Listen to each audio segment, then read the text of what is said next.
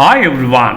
අද දවසේදී මම ඕගොල්ලන්ට කියලා දෙන්නේ මීට කලින් වීඩියෝවේදී උගන්වපු වචන වලට අමතරව ඔයාට අත්‍යවශ්‍ය වෙන තවත් වචන 20ක් සම්බන්ධව. ඔයාට අලුත් වචන ගොඩක් මේකෙන් ඉගෙන ගන්න පුළුවන්. ඒ වගේම එදිනදා කතාබහේදී භාවිතා කරන්න පුළුවන් මේ වචන ඔයා අනිවාර්යයෙන්ම දැනගෙන ඉන්න ඕනේ. මේක අල්ලන්න පුළුවන්. මෙය ස්පර්ශ කරන්න පුළුවන්. මෙන්න මේ අර්ථය ගෙන දෙන්නේ කොහොමද අපි? අල්ලනවා ස්පර්ශ කරනවා කියන එකට අපිට touch කියන වචනේ ගන්න පුළුවන්. ඒකට able දාලා touchable. අල්ලන්න පුළුවන් කියන අර්ථය ගෙන දෙන්න තවත් වචනයක්. tangible. tangible. This is tangible. තවත් වචනයක්. palpable. palpable. This is palpable. අල්ලන්න පුළුවන් ස්පර්ශ කරන්න පුළුවන් කියන අර්ථය ගෙන දෙන සමානාර්ථ ගෙන දෙන වචන තුනක් තමයි මේ. This is touchable. This is tangible. Or else you can say this is palpable. මෙය පාලනය කළ හැකි. මේක පාලනය කරන්න පුළුවන්. පාලනය කරනවා control. එහෙනම් පාලනය කළ හැකි controllable. This is controllable. මෙය පාලනය කළ හැකි. This is controllable. පාලනය කරන්න බැරි නම් මේක පාලනය කළ නොහැකි. This is uncontrollable.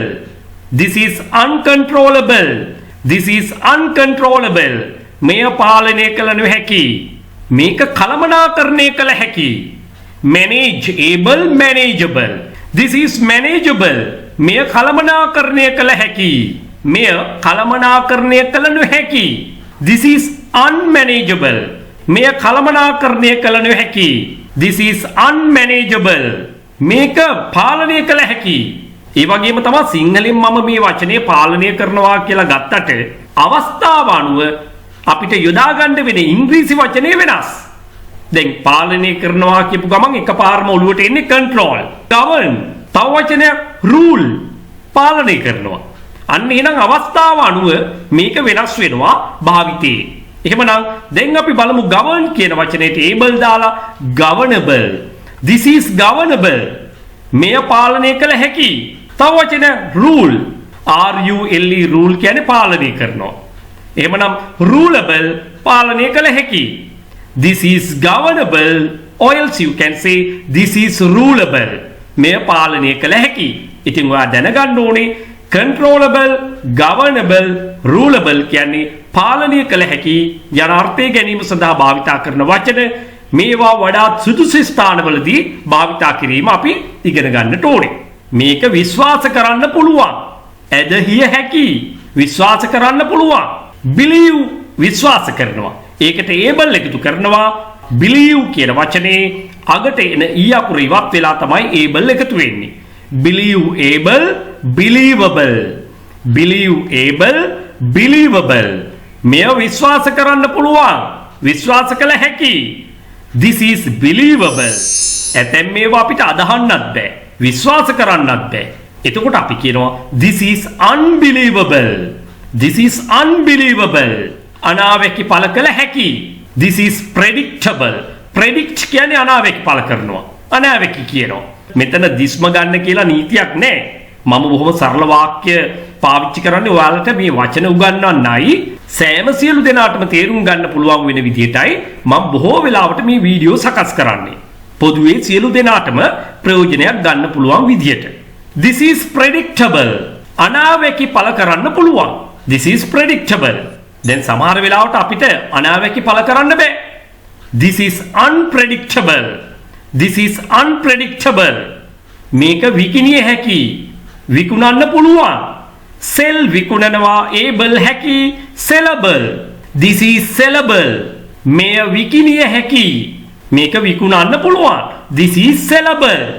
මේක මුද්‍රණය කරන්න පුළුවන්. මුද්‍රණය කළ හැකි. print මුද්‍රණය කරනවා able හැකි printable. This is printable. මෙය මුද්‍රණය කළ හැකි. කතාවේදී කියන්නේ ඩවුන්ලෝඩ් කරනවා කියලාමනේ. ඕකට බාගත කරනවා. ඉවැනි සිංහල වචන තිබුණත් අපි අතිශයින්ම ප්‍රායෝගිකව කතා කරන්නේ ඩවුන්ලෝඩ් කරන්න පුළුවන්. අන්න එහෙමයි කතා කරන්නේ. ඒ නිසා අපි මේ විදිහටම කියමු. මේක ඩවුන්ලෝඩ් කරන්න පුළුවන්. කරගත හැකි. This is downloadable. downloadable. downloadable. This is downloadable. මේක පැතිරිය හැකි, බෝවිය හැකි, මේක බෝ වෙන්න පුළුවන්. දැන් ලෙඩක් ගැන හිතන්න. This is communicable. මේක පැතිරිය හැකි, බෝවිය හැකි. This is communicable. මේක වැළැක්විය හැකි, වළක්ව ගන්න පුළුවන්. වළක්වනවට වචන දෙකක් ප්‍රධාන වශයෙන් අපි පාවිච්චි කරනවා. avoid සහ prevent. avoid අනිත් වචනේ prevent. ඉතින් මේවට able එකතු කිරීමෙන් this is avoidable. මේක වැළැක්විය හැකි. This is preventable. මේක වැළැක්විය හැකි. මේක වළක්වන්න බෑ. වැළැක්විය නොහැකි. නොපුළුවන්. මේ අර්ථය ගන්න අපි un කියන prefix එක එකතු කරනවා මේ අදාළ වචනවල මුලට. This is unavoidable. This is unpreventable. This is unavoidable. This is unpreventable. මේක වැළැක්විය නොහැකි. මේක ගෙවිය හැකි. ඔන්න මතක තියාගන්න හැකි පමණක් නෙවෙයි ගෙවිය යුතුයි කියන අර්ථයක් ගෙන දීම සඳහා මේ මොහොතේදී භාවිතා කරන්නේ අපි payable කියන වචනේ. This is payable. මේක ගෙවිය යුතුයි. This is payable. මෙය ගෙවිය යුතුයි. අන්නේ විශේෂ අවස්ථාවක් මතක තියාගන්න. බොහොම සරල වාක්‍ය ටිකක්. මේක ඉවිය හැකි, උයන්න පුළුවන්. cookable, cookable. This is cookable. මෙය ඉවිය හැකි. This is cookable. මෙය සුදුසුයි, ගැලපෙනවා. එසේ යෙදිය හැකි. suitable, suitable. This is suitable. මෙය ගැලපෙනවා, මෙය සුදුසුයි. ඒ වගේම තවත් වචනයක් තමයි මේ value කියන වචනේ තිබුණ ඊ අකුර ඉවත් කරලා තමයි able එකතු කරන්නේ. එහෙමනම් this is valuable. මේක වටිනවා. හොඳයි. එහෙමනම් මම හිතනවා මේ පාඩම ඉතාම වටිනවා ඔයාට කියලා. මේකෙදි ප්‍රයෝජන අරගෙන ඊළඟ පාඩම නරඹන්න සූදානමින් සිටින්න. පාසල් යන දරුවන්ට උසස් අධ්‍යාපන කටයුතු වල නිරත වෙලා ඉන්න අයට, රැකියාවල නිරත අයට, ඒ වගේම රැකියාව බලාපොරොත්තු වෙමින් සිටින අයට, එහෙමත් නැත්නම් විභාග ප්‍රතිඵල බලාපොරොත්තු වෙමින් සිටින කෙනෙක් වෙන්න පුළුවන්. ඔයාගේ දැනුමට ගැලපෙන විදියට කණ්ඩායමකට එකතු වෙන්න පුළුවන්. එහෙම නැත්නම් තනි පුජ්‍යල පන්තියක් සංවිධානය කරගන්නට පුළුවන්. මේ සියලුම පන්ති දෙආකාරයකට පැවැත්වෙනවා. ඔන්ලයින් ක්ලාසස් ලෙසත්, නේවාසික පුහුණු කඳවුරු ලෙසත්. විශේෂයෙන්ම පාසල් යන දුවලා පුතාලට නම් ඔවුන්ගේ නිවාඩු කාලවලදී මේ නේවාසික පුහුණු කඳවුරු සඳහා සහභාගී වෙන්න පුළුවන්. සාමාන්‍ය පෙළ විභාගයෙන් පසුව, එහෙම නැත්නම් උසස් පෙළ විභාගයෙන් පසුව ප්‍රතිඵල බලාපොරොත්තු වෙමින් ඉන්න සිසුන්ට දින 45 නේවාසික කඳවුර සඳහා අනිවාර්යයෙන්ම සහභාගී වෙන්න පුළුවන්. ඒ වගේම වැඩිහිටියෙක් වෙන්න පුළුවන්, රැකියාවක් බලාපොරොත්තු වෙමින් ඉන්න කෙනෙක් වෙන්න පුළුවන්. මෙකී නොකී ඕනෑම කෙනෙකුට ඉංග්‍රීසි භාෂාව ව්‍යාකරණානුකූලව ඉගෙන ගන්න ගමන් චතුර ලෙස ඉංග්‍රීසි කතා කිරීමට අවශ්‍ය නම් ඔවුන්ට නේවාසික කඳවුරු සඳහා සහභාගී වෙන්නට පුළුවන්. ඔබ මේ සම්බන්ධව උනන්දුවක් දක්වන්නේ නම් ඔබගේ අවශ්‍යතාවය පැහැදිලි කරමින් 071 011 22 62ට දැන්ම WhatsApp voice message එකක් යොමු කරන්න.